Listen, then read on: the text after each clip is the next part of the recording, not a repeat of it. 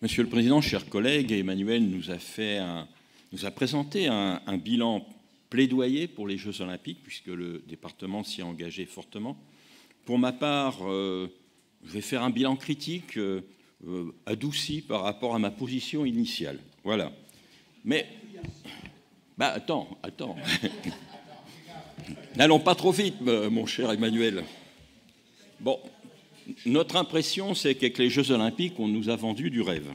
Alors oui, on y a cru en tant qu'élus, car nous partageons l'ambition de cet événement international, que cet événement international profite au maximum aux Séquano-Denysiens et Séquano-Denysiennes, que ce soit l'occasion d'un rayonnement positif de notre territoire, jeune, dynamique, mixte, sportif, inclusif, trop souvent empreint de stéréotypes négatifs liés à la banlieue et à tout l'imaginaire discriminant auquel ce statut relègue.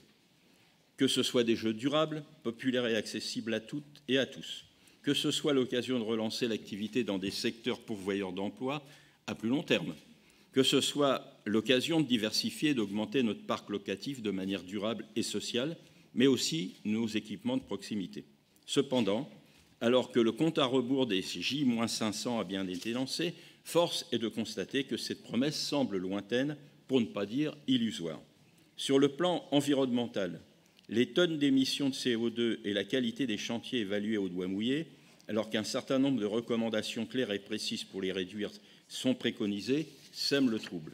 Ce manque de transparence ne nous permet pas d'engager d'une façon tout et claire quant aux réponses à apporter à nos habitants et habitantes sur les répercussions environnementales, sociales et économiques des déplacements, des constructions et de l'organisation générale des JO.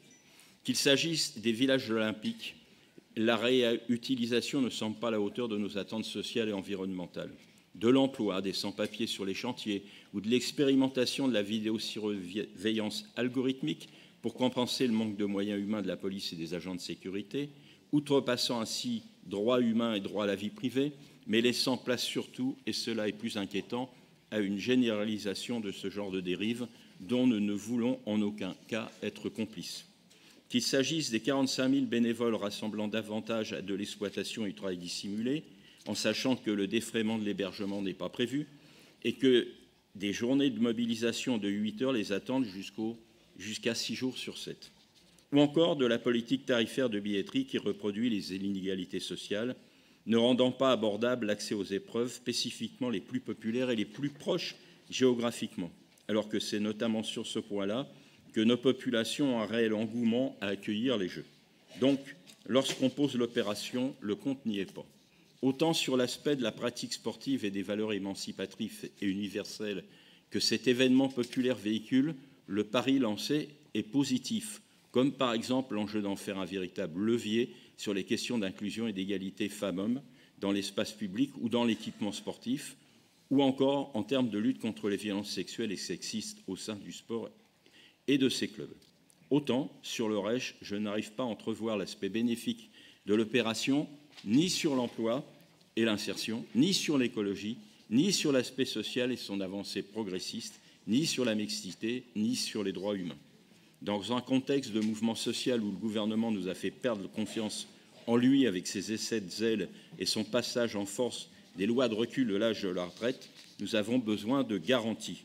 En tant qu'élus du département, directement exposés aux JOP, nous avons encore envie d'y croire, mais nous avons besoin de poser conditions et recommandations claires pour rectifier le tir. C'est pourquoi nous avons demandé dans un courrier à Madame la ministre des Sports une réaction collective à cette situation afin que cette rencontre planétaire puisse être à la hauteur des enjeux et qu'elle corresponde à nos ambitions sans tomber dans des dérives libérales et discriminantes qui sont maintenant récurrentes au sein du pays. Il n'est donc pas encore trop tard pour en faire vraiment un atout pour la population de la Seine-Saint-Denis et plus largement au niveau national. En demandant concertation avec la Solidéo, maître d'œuvre de l'état d'avancement limpide des travaux, ainsi que de l'équipement de proximité et de l'emploi dans les travaux publics, en demandant respect d'une charte environnementale et énergétique claire et recommandée pour limiter l'impact, en demandant au COJO des tarifs préférentiels réservés à nos habitants et des emplois enrichissants développant les compétences, notamment linguistiques, hôtelières ou touristiques, que l'on sait riches et variées pour nos jeunes. en refusant la mise en place de la vidéosurveillance qui serait une grave dérive. Nous avons effectivement envie que cet événement soit une fierté pour nous et pas le contraire. Merci. Merci.